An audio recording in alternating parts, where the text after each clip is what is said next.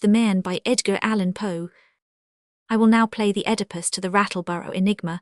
I will expound to yours I alone can the secret of the enginery that affected the Rattleborough miracle, one the true, the admitted, the undisputed, the indisputable miracle, which put a definite end to infidelity among the Rattleburgers, and converted to the orthodoxy of the grandames all the carnal-minded who had ventured to be sceptical before. This event, which I should be sorry to discuss in a tone of unsuitable levity, occurred in the summer of 18. Mr. Barnabas Shuttleworthy, one of the wealthiest and most respectable citizens of the borough, had been missing for several days under circumstances which gave rise to suspicion of foul play. Mr. Shuttleworthy had set out from Rattleborough very early one Saturday morning on horseback, with the avowed intention of proceeding to the city of about 15 miles distant, and of returning the night of the same day. 2 hours after his departure, however, his horse returned without him, and without the saddlebags which had been strapped on his back. At starting, the animal was wounded too, and covered with mud. These circumstances naturally gave rise to much alarm among the friends of the missing man, and when it was found on Sunday morning that he had not yet made his appearance, the whole borough arose en masse to go and look for his body. The foremost and most energetic in instituting this search was the bosom friend of Mr. Shuttleworthy, a Mr. Charles Goodfellow, or as he was universally called, Charlie Goodfellow, or Old Charlie Goodfellow. Now, whether it is a marvellous coincidence, or whether it is that the name itself has an imperceptible effect upon the character, I have never yet been able to ascertain, but the fact is unquestionable that there never yet was any person named Charles who was not an open, manly, honest, good-natured, and frank-hearted fellow, with a rich, clear voice that did you good to hear it, and an eye that looked you always straight in the face, as much as to say, I have a clear conscience myself, am afraid of no man, and am altogether above doing a mean action. And thus all the hardy, careless, walking gentlemen of the stage are very certain to be called Charles. Now Old Charlie Goodfellow, although he had been in Rattleborough not longer than 6 months or thereabouts, and although nobody knew anything about him before he came to settle in the neighbourhood, had experienced no difficulty in the world in making the acquaintance of all the respectable people in the borough. Not a man of them but would have taken his bare word for 1,000 at any moment, and as for the women, there is no saying what they would not have done to oblige him, and all this came of his having been christened Charles, and of his possessing in consequence that ingenuous face which is proverbially the very best letter of recommendation. I have already said that Mr. Shuttleworthy was one of the most respectable, and undoubtedly he was the most wealthy man in Rattleborough, while Old Charlie Goodfellow was upon as intimate terms with him as if he had been his own brother. The two old gentlemen were next-door neighbours, and although Mr. Shuttleworthy seldom if ever visited Old Charlie, and never was known to take a meal in his house still, this did not prevent the two friends from being exceedingly intimate, as I have just observed, for Old Charlie never let a day pass without stepping in 3 or 4 times to see how his neighbour came on, and very often he would stay to breakfast or tea, and almost always to dinner.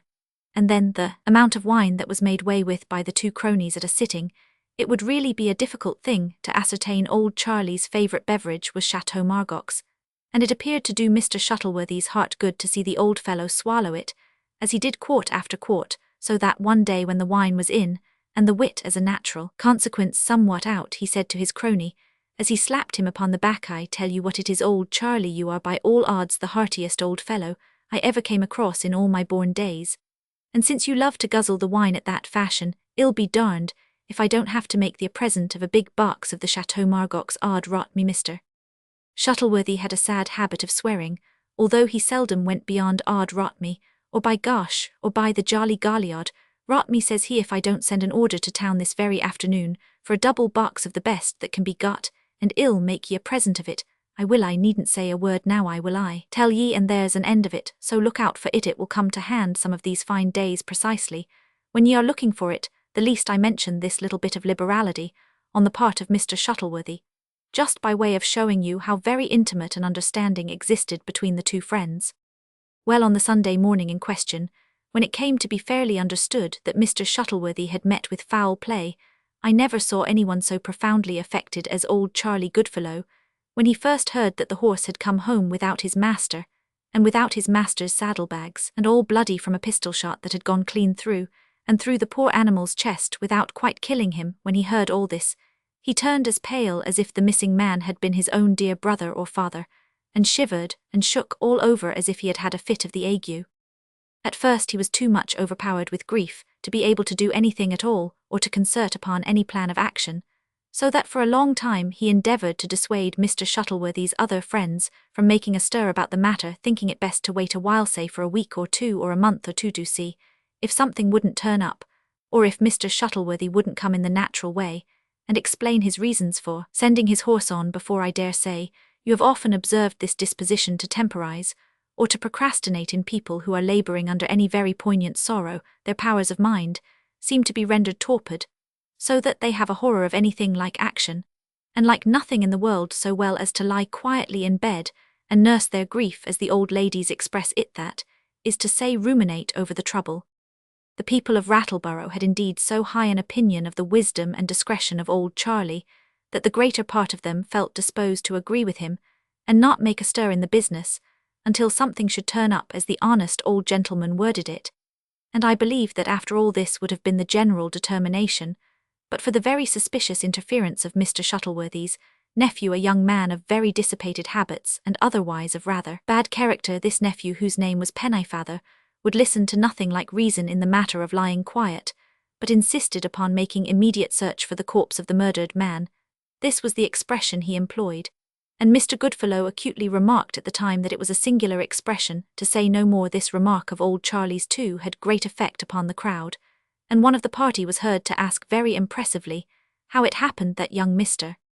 Pennyfather was so intimately cognizant of all the circumstances connected with his wealthy uncle's disappearance as to feel authorized to assert distinctly and unequivocally that his uncle was a murdered man.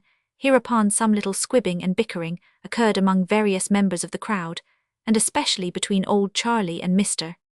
Pennyfather. Although this latter occurrence was indeed by no means a novelty, for little goodwill had subsisted between the parties for the last 3 or 4 months, and matters had even gone so far that Mr.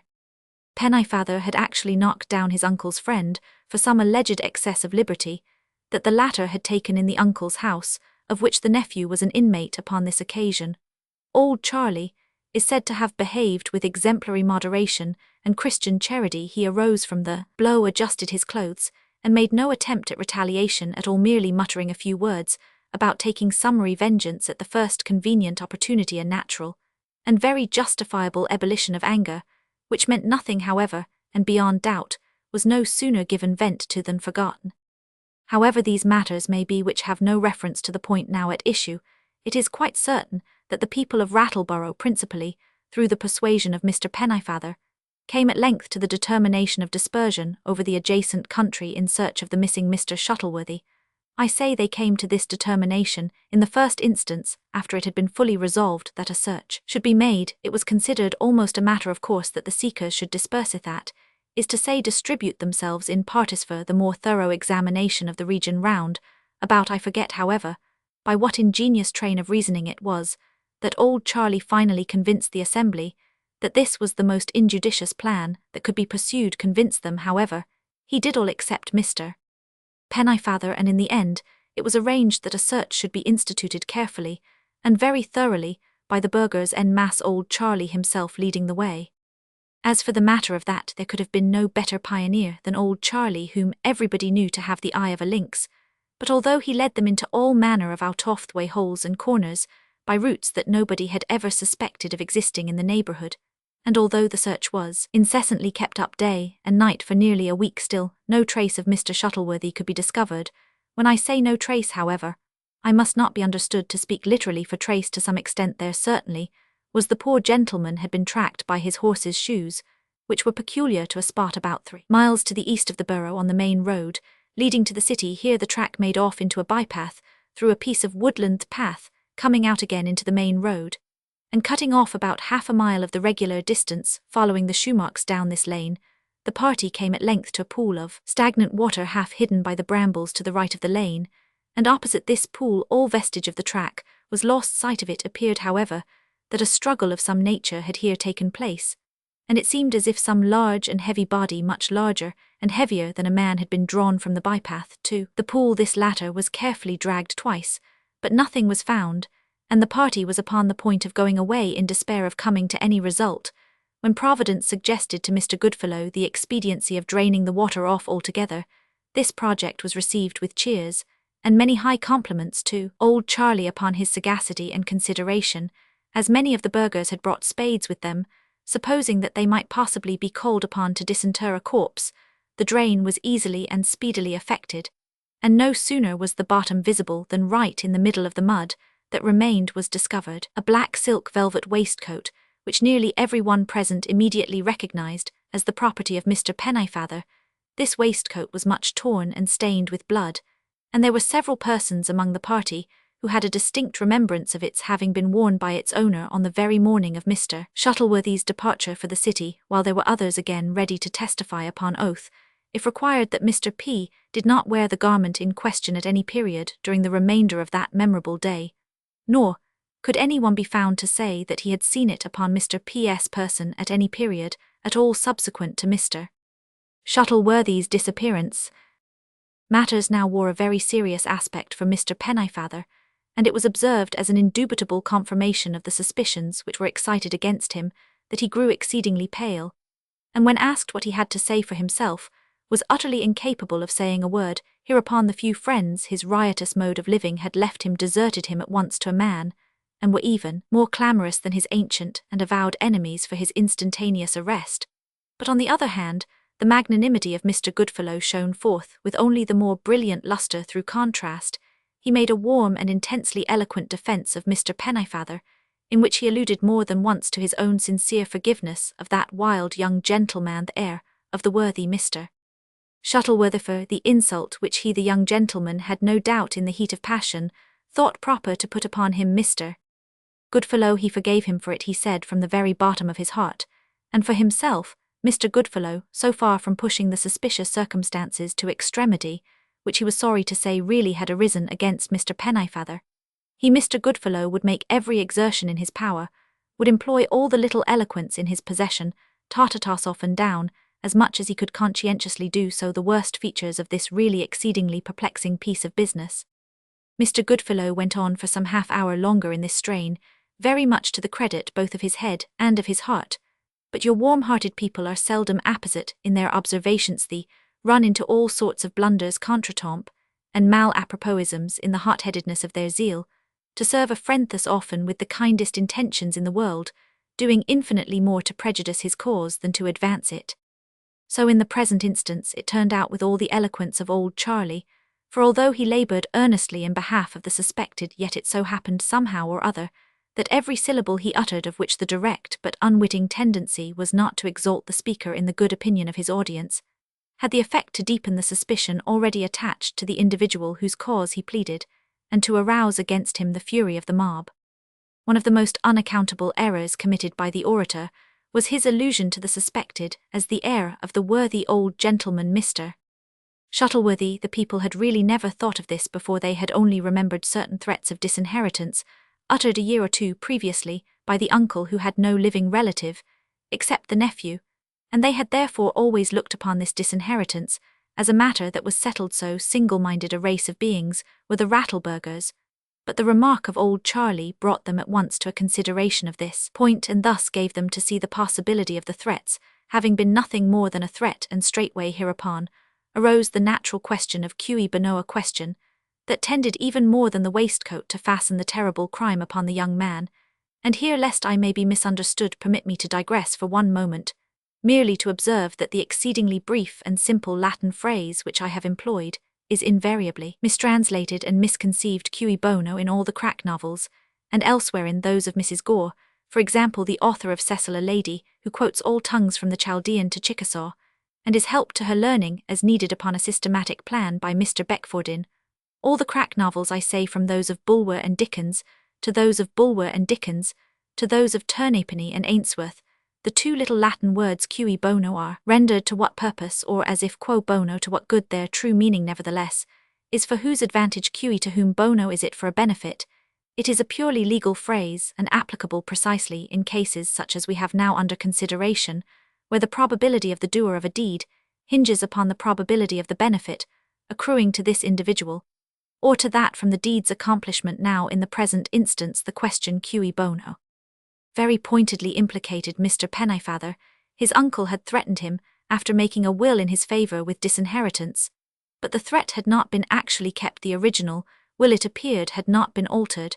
Had it been altered, the only supposable motive for murder on the part of the suspected would have been the ordinary one of revenge, and even this would have been counteracted by the hope of reinstation into the good graces of the uncle. But the will being unaltered, while the threat to alter remained suspended over the nephew's head, there appears at once the very strongest possible inducement for the atrocity, and so concluded very sagaciously the worthy citizens of the borough of Rattle. Mr. Pennyfather was accordingly arrested upon the spot, and the crowd, after some further search, proceeded homeward, having him in custody on the route. However, another circumstance occurred tending to confirm the suspicion entertained. Mr. Goodfellow, whose zeal led him to be always a little in advance of the party, was seen suddenly to run forward a few paces, stoop, and then apparently to pick up some small object from the grass. Having quickly examined it, he was observed too to make a sort of half attempt at concealing it in his coat pocket. But this action was noticed, as I say, and consequently prevented, when the object picked up was found to be a Spanish knife, which a dozen persons at once recognized as belonging to Mr. Pennyfather. Moreover, his initials were engraved upon the handle. The blade of this knife was open and bloody. No doubt now remained of the guilt of the nephew, and immediately upon reaching Rattleborough, he was taken before a magistrate for examination. Here matters again took a most unfavourable turn, the prisoner being questioned as to his whereabouts on the morning of Mr. Shuttleworthy's disappearance, had absolutely the audacity to acknowledge that on that very morning he had been out with his rifle deerstalking in the immediate neighbourhood of the pool, where the blood-stained waistcoat had been discovered through the sagacity of Mr. Goodfellow. This latter now came forward, and with tears in his eyes asked permission to be examined. He said that a stern sense of the duty he owed his Maker, not less than his fellowmen, would permit him no longer to remain silent. Hitherto, the sincerest affection for the young man, notwithstanding the latter's ill-treatment of himself, Mr. Goodfellow, had induced him to make every hypothesis which imagination could suggest, by way of endeavouring to account for what appeared suspicious in the circumstances that told so seriously against Mr. Pennyfather. But these circumstances were now altogether too convincing, too damning. He would hesitate no longer, would tell all he knew, although his heart, Mr. Goodfellow's, should absolutely burst asunder in the effort. He then went on to state that on the afternoon of the day previous to Mr. Shuttleworthy's departure for the city, that worthy old gentleman had mentioned to his nephew, in his hearing, Mr. Goodfellow's, that his object in going to town on the morrow was to make a deposit of an unusually large sum of money in the Farmers' and Mechanics' Bank, and that then and there the said Mr. Shuttleworthy had distinctly avowed to the said nephew his irrevocable determination of rescinding the will originally made, and of cutting him off with a shilling. The witness now solemnly called upon the accused to state whether what he, the witness, had just stated was or was not the truth in every substantial particular, much to the astonishment of every one present. Mr. Pennyfather frankly admitted that it was. The magistrate now considered it his duty to send a couple of constables to search the chamber of the accused in the house of his uncle. From this search, they almost immediately returned with the well-known steel-bound russet leather pocket-book, which the old gentleman had been in the habit of carrying for years. Its valuable contents, however, had been abstracted, and the magistrate in vain endeavoured to extort from the prisoner the use which had been made of them, or the place of their concealment. Indeed, he obstinately denied all knowledge of the matter.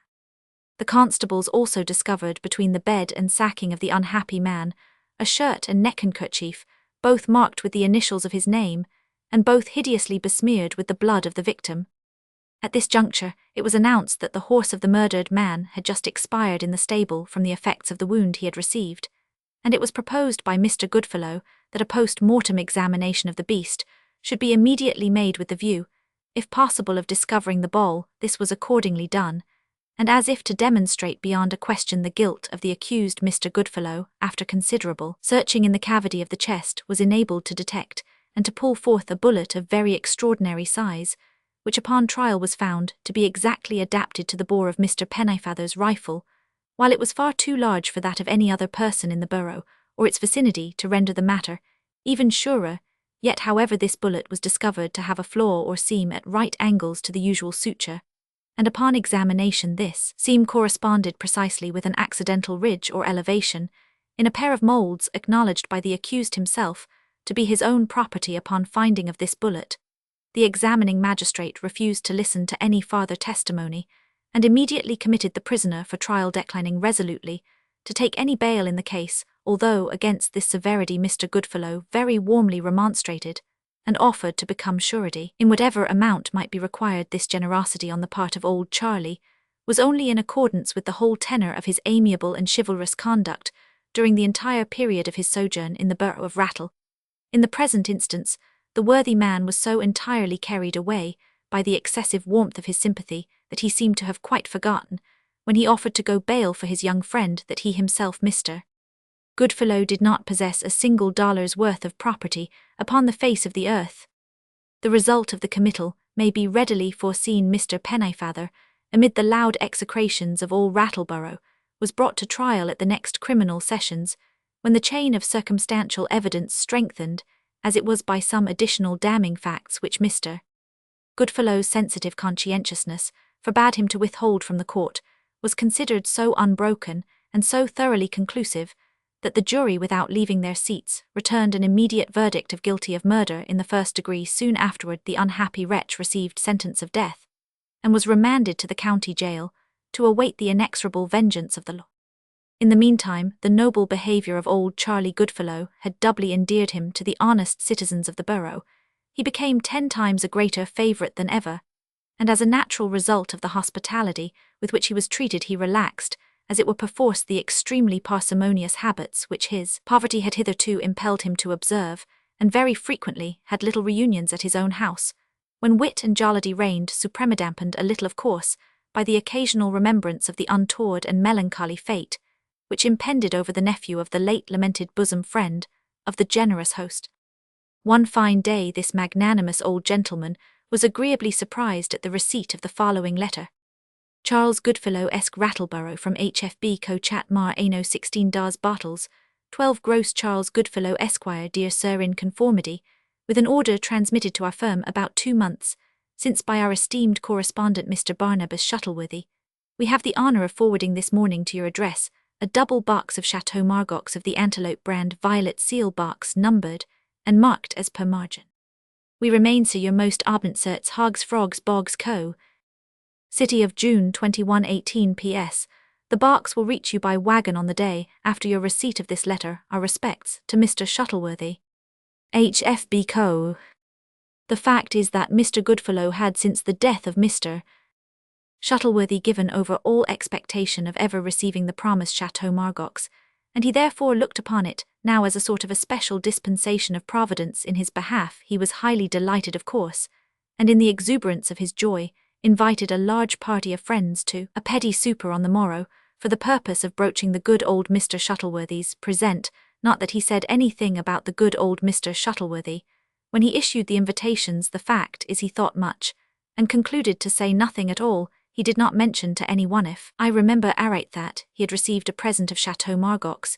He merely asked his friends to come and help him drink some of a remarkable fine quality and rich flavour that he had ordered up from the city a couple of months ago, and of which he would be in the receipt upon the morrow. I have often puzzled myself to imagine why it was that old Charlie came to the conclusion to say nothing about having received the wine from his old friend, but I could never precisely understand his reason for the silence, although he had some excellent and very magnanimous reason, no doubt. The morrow at length arrived, and with it a very large and highly respectable company at Mr. Goodfellow's house. Indeed, half the borough was there, I myself among the number, but much to the vexation of the host, the Chateau Margaux did not arrive until a late hour, and when the sumptuous supper supplied by old Charlie had been done very ample justice by the guests, it came at length, however, a monstrously big box of it. There was 2, and as the whole party were in excessively good humour, it was decided nem. Con. that it should be lifted upon the table, and its contents disembowelled forthwith.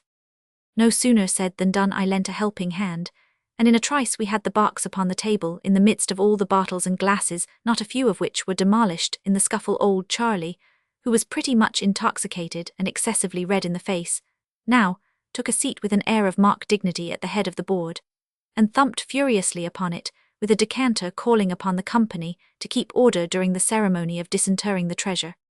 After some vociferation, quiet was at length fully restored, and as very often happens in similar cases, a profound and remarkable silence ensued. Being then requested to force open the lid, I complied, of course, with an infinite deal of pleasure, I inserted a chisel, and giving it a few slight taps with a hammer, the top of the box flew suddenly off, and at the same instant there sprang up into a sitting position, directly facing the host, the bruised, bloody, and nearly putrid corpse of the murdered Mr. Shuttleworthy himself. It gazed for a few seconds fixedly, and sorrowfully with its decaying and lacklustre eyes full into the countenance of Mr. Goodfellow, uttered slowly, but clearly and impressively, the words, "Thou art the man," and then falling over the side of the chest, as if thoroughly satisfied, stretched out its limbs quiveringly upon the table. The scene that ensued is altogether beyond description. The rush for the doors and windows was terrific, and many of the most robust men in the room fainted outright through sheer horror. But after the first wild shrieking burst of affright, all eyes were directed to Mr. Goodfellow. If I live 1,000 years, I can never forget the more than mortal agony which was depicted in that ghastly face of his, so lately rubicund with triumph, and whined for several minutes. He sat rigidly, as a statue of marble, his eyes seeming in the intense vacancy of their gaze to be turned inward and absorbed in the contemplation of his own miserable murderous soul. At length, their expression appeared to flash suddenly out into the external world, when with a quick leap he sprang from his chair, and falling heavily with his head and shoulders upon the table, and in contact with the corpse poured out rapidly and vehemently a detailed confession of the hideous crime for which Mr. Pennyfather was then imprisoned and doomed to die. What he recounted was in substance this: he followed his victim to the vicinity of the pool, there shot his horse with a pistol, dispatched its rider with the butt end, possessed himself of the pocketbook, and supposing the horse dead, dragged it with great labour to the brambles by the pond upon his own beast. He slung the corpse of Mr. Shuttleworthy, and thus bore it to a secure place of concealment, a long distance off through the woods. The waistcoat, the knife, the pocketbook, and bullet had been placed by himself, were found with the view of avenging himself upon Mr. Pennyfather. He had also contrived the discovery of the stained handkerchief and shirt. Toward the end of the blood-chilling recital, the words of the guilty wretch faltered and grew hollow. When the record was finally exhausted, he arose, staggered backward from the table, and fell dead. The means by which this happily timed confession was extorted, although efficient, were simple indeed. Mr. Goodfellow's excess of frankness had disgusted me, and excited my suspicions from the first. I was present when Mr. Pennyfather had struck him, and the fiendish expression which then arose upon his countenance, although momentary, assured me that his threat of vengeance would if possible be rigidly fulfilled. I was thus prepared to view the manoeuvring of old Charlie in a very different light from that in which it was regarded by the good citizens of Rattleborough. I saw at once that all the criminating discoveries arose either directly or indirectly from himself, but the fact which clearly opened my eyes to the true state of the case was the affair of the bullet found by Mr. G. in the carcass of the horse. I had not forgotten, although the Rattleburgers had, that there was a hole where the ball had entered the horse, and another where it went out if it were found in the animal. Then, after having made its exit, I saw clearly that it must have been deposited by the person who found it. The bloody shirt and handkerchief confirmed the idea suggested by the bullet, for the blood on examination proved to be capital claret, and no more. When I came to think of these things, and also of the late increase of liberality and expenditure on the part of Mr. Goodfellow, I entertained a suspicion which was none the less strong because I kept it altogether to myself. In the meantime, I instituted a rigorous private search for the corpse of Mr. Shuttleworthy, and for good reasons searched in quarters as divergent as possible from those to which Mr. Goodfellow conducted his party. The result was that after some days I came across an old dry well, the mouth of which was nearly hidden by brambles, and here at the bottom I discovered what I sought. Now it so happened that I had overheard the colloquy between the two cronies, when Mr. Goodfellow had contrived to cajole his host into the promise of a box of Chateau's Margaux. Upon this hint, I procured a stiff piece of whalebone, thrust it down the throat of the corpse, and deposited the latter in an old wine box, taking care so to double the body up as to double the whalebone with it. In this manner, I had to press forcibly upon the lid to keep it down, while I secured it with nails, and I anticipated, of course, that as soon as these latter were removed the top would fly off, and the body up. Having thus arranged the box, I marked, numbered, and addressed it as already told, and then writing a letter in the name of the wine merchants with whom Mr. Shuttleworthy dealt, I gave instructions to my servant to wheel the box to Mr. Goodfellow's door in a barrow at a given signal from myself. For the words which I intended the corpse to speak I confidently depended upon my ventriloquial abilities. For their effect I counted upon the conscience of the murderous wretch. I believe there is nothing more to be explained. Mr. Pennyfather was released upon the spot, inherited the fortune of his uncle, profited by the lessons of experience, turned over a new leaf, and led happily ever afterward a new life.